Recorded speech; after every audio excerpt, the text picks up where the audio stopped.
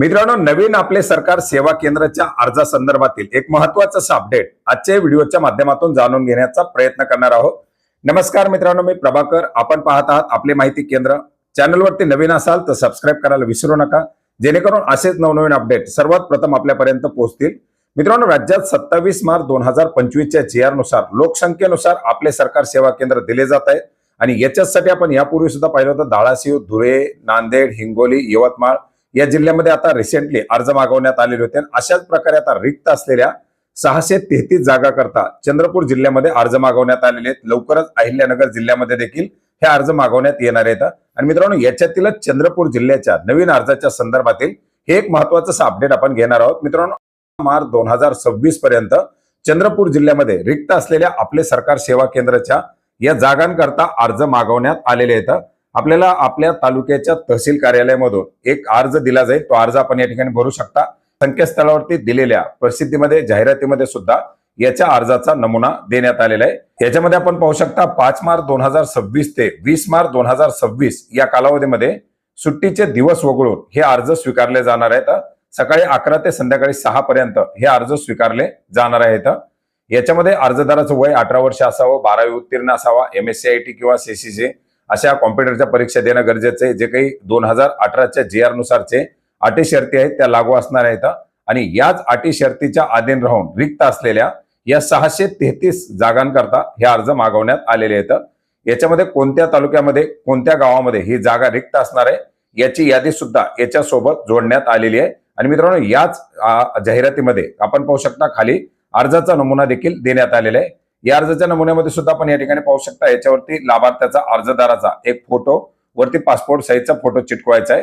याच्यामध्ये आपण जर पाहिलं तर आपले सरकार सेवा केंद्र याच्यासाठी अर्जदाराचं पूर्ण नाव, जन्मतारीख, लिंग स्त्री पुरुष, कायमचा पत्ता, तालुका, जिल्हा, pincode, mobile number, email ID सगळी माहिती द्यायची आहे। याच्यानंतर शैक्षणिक पात्रता जे शिक्षण जे असेल, जेवढं वरिष्ठ शिक्षण असेल तेवढे जास्त मार्क राहतात, 12वी असेल, पदवीधर असेल, पदव्युत्तर असेल।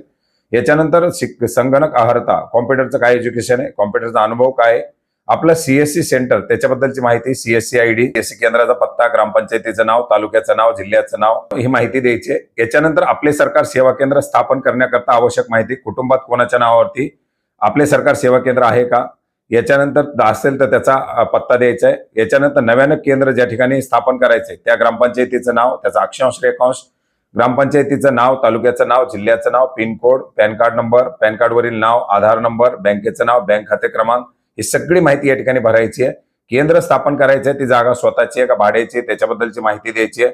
आपल्याकडे उपलब्ध कॉम्प्युटर किती आहेत, प्रिंटर किती आहे, स्कॅनर किती आहेत, इंटरनेटची सुविधा कशा प्रकारे याच्याबद्दलची याच्यामध्ये माहिती द्यायची आहे। आणि याच्याच सोबत एक प्रतिज्ञापत्र द्यायचंय जे की मी जाहीर करतो वरील सर्व माहिती खरी आहे, खोटी आढळल्यास माझ्यावरती कारवाईसाठी मी पात्र राहील। आणि या ठिकाणी अर्जदाराला स्वाक्षरी करायचे, अर्जदाराचं नाव द्यायचंय। याच्या खाली आपण काय काय कागदपत्र जोडलेले आहेत, Aadhaar card, PAN card, CSC ID, संगणक प्रमाणपत्र, त्याच्या कॉम्प्युटरचं अनुभवाचं प्रमाणपत्र, शैक्षणिक दस्तावेज, बँक पासबुक, रहिवासी दाखला, चारित्र्य पडताळणी प्रमाणपत्र, भाडे करारनामा अशी जी काही कागदपत्र आपण याच्यामध्ये दिलेली आहेत त्या कागदपत्राला टिक करायची। आणि अशा प्रकारचा तहसील कार्यालयामधून उपलब्ध करून देण्यात आलेला हा अर्ज 20 मार्च 2026 पर्यंत आपल्याला सेवा सेतू केंद्र समिती, जिल्हाधिकारी कार्यालय चंद्रपूर या ठिकाणी सादर करायचं आहे। तर मित्रांनो, अशा प्रकारे चंद्रपूर जिल्ह्यातील रिक्त असलेल्या या 633 जागांकरता हे अर्ज मागवण्यात आलेले आहेत। लवकरच इतरही ज्या ज्या जिल्ह्यामध्ये या जागा रिक्त होत आहेत त्या जिल्ह्यामध्ये अर्ज मागवले जाणार आहेत। लवकरच अहिल्यानगरचं देखील अपडेट येते आणि ते अपडेट देखील आपण नक्की जाणून घेण्याचा प्रयत्न करणार आहोत। भेटूयात नवीन माहितीसह, नवीन अपडेटसह। धन्यवाद।